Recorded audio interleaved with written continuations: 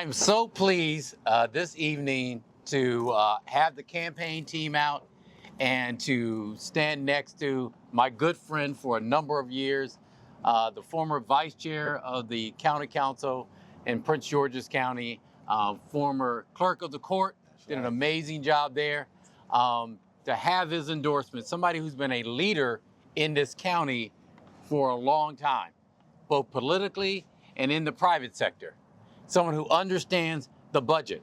But more importantly, in these times that we live in Prince George's County, it's somebody who understands that we've got to reduce our crime in the county, that we have to have economic development, that our economy is stagnant, that we have to have quality health care, and then we have to continue to build around our downtown Prince George's County. And this is downtown Largo, but it's going to be downtown Prince George's County. The investments we've made over here in Woodmore Shopping Center is symbolic of what we did during the Baker administration. But none of that would have been possible without the help of leaders like Sidney Harrison, and I'm glad to be able to present him today and get his endorsement. Thank you, my friend. Let's hear it for Sidney Harrison. Yes. We got the big dogs. So look, Prince George's County, now more than ever, during difficult times, Prince George's County needs a leader who's demonstrated a proven economic vision and has the experience to hit the ground on day one. We need that. We need you. The county needs a fearless leader who will represent us and work tirelessly to work on the behalf of all the citizens of this county. This county needs Rushern Baker to be the next county executive. Bring Baker! Bring back Baker! Bring Baker back! Bring Baker back! Bring Baker back! So let me just remind you how important it is to bring Baker back.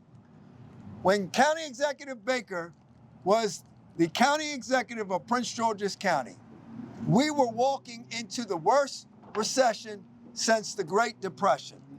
When you look at home values dropped in our county over 62%, where equity in our homes was getting crushed. We had crime in our community that we needed to get a handle of. We needed to expand the county coffers and diversify our county budget by expanding our commercial base right here in Prince George's County. That's right. Under the Baker administration, that's why we had to bring you back. We grew our commercial base by 8% in Prince George's County over 8 years. Now, when you look at the investments that were made in Prince George's County, Rushern Baker actually invested 7% into our reserve funds. And if you put that in totality over 8 years, that's over $400 million that was built into the rainy day fund in Prince George's County. What he also did to make sure that that commercial base grew, he invested into the $50 million of the EDI fund in Prince George's County, where we incentivize businesses to come to Prince George's County. And we looked at a lot of different ways to do that, through our commercial space, through our, our shopping centers, our town activity centers. And what that did was create the opportunity for employment and reinvestment back into our community. If you look at the shopping center that is behind us, this is what you call a 15-minute community. You have education, you have health, you have restaurants, you have amenities, and you have everything at your fingertips within a 15-minute walk. That's right. You have transportation. That's right. You have access to all these amenities, which in turn allows us to make sure that this Prince George's County dollar stays in this community. All right. That is important. So if you look at where we are from a budgetary perspective today, right now, with the changes that are happening on the federal level, it is a very scary time for us. 62% of our 62% of our budget goes to education. Then we have another 19% that goes to public safety. Another 3% goes to our community college. Another 7% goes to the 27 county agencies in Prince George's County. And another 6 to 8% goes into reserves to pay our general obligation bonds. When we look at our educational system, when we look at the Maryland Blueprint for Education, we understand that a lot of the funds that go through our educational system, like Title I, our food nutritional program, those are all federal grants. That's right. Now, 82% of our budget is spent when it comes to our education is spent on operational staffing of 20,000 employees in the educational system, right? So under Rushern's leadership, Rushern County Executive Baker implemented the P3 public-private partnership in our school systems. That's right. What he worked on was making sure that we created 21st century state-of-the-art learning environments for over the 130,000 students that attend Prince George's County Public Schools each and every day. Right. Yes. Bring Baker back! Bring Baker back! And so what we realize is that we have 208 schools in the county and that 90% of them were 50 years or older. What we realized was we have to get in the business of school construction and dealing with the outdated infrastructure that we had in Prince George's County. Rushern did that. He took bold initiatives. He stood firm and he made a way. Today, I am happy to report that we've already gotten 14 schools over the last 6 years built because of the implementation and the vision and the stick-to-itiveness decisions that County Executive Baker made. We were able to prosper from that. So bring Baker back. Bring Baker back! Bring Baker back! Bring Baker back! Now, let me say this to you, okay? Take it from somebody who's had a personal effect, where last year I had a personal experience where I was almost carjacked at a gas station. It was very, very traumatic experience. We all know that carjackings are up in Prince George's County. We all know that crime is at an all-time high right now. We know that we have to get this under control, and we got to continue to make the investment into public safety. Under the Baker administration, crime was at a 50-year low in Prince George's County.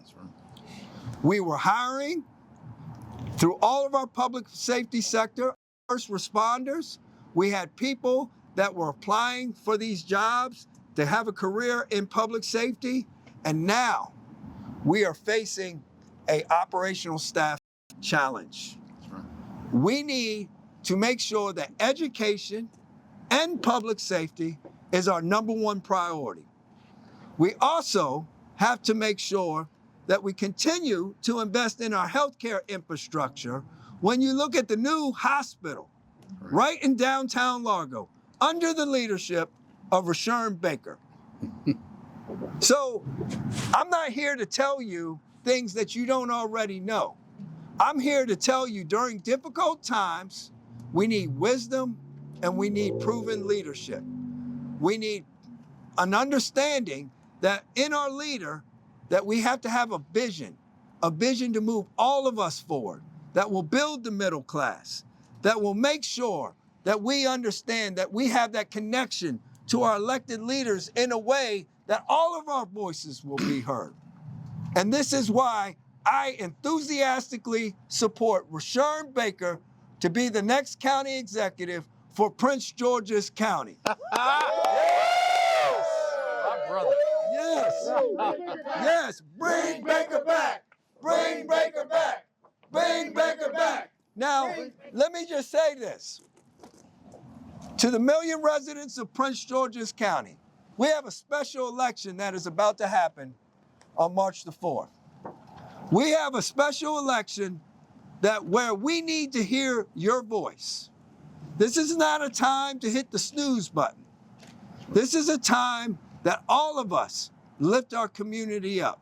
Whether you're in the faith-based sector, whether you're in the philanthropic sector, whether you're in the private sector, whether you're in the commercial sector, the educational sector, the healthcare sector, whether you're in the music industry, the arts and humanities side of things, whether you're in the go-go community, I ask you to humbly support and vote for Rushern Baker as the next county executive.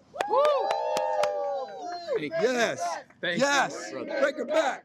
Bring Baker back. Bring Baker back. Bring Baker back.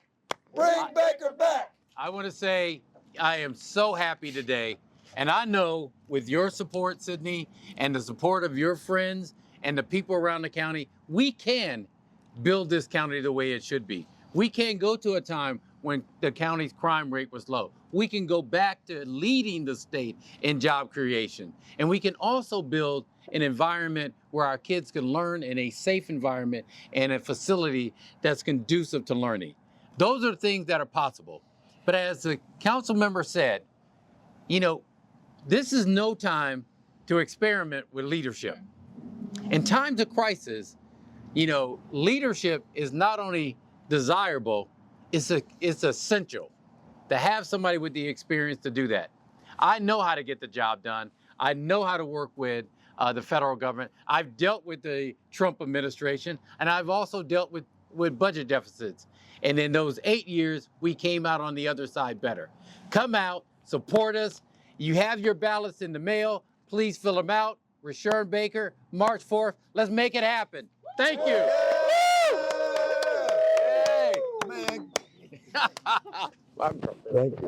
Thank you. All right. Woo!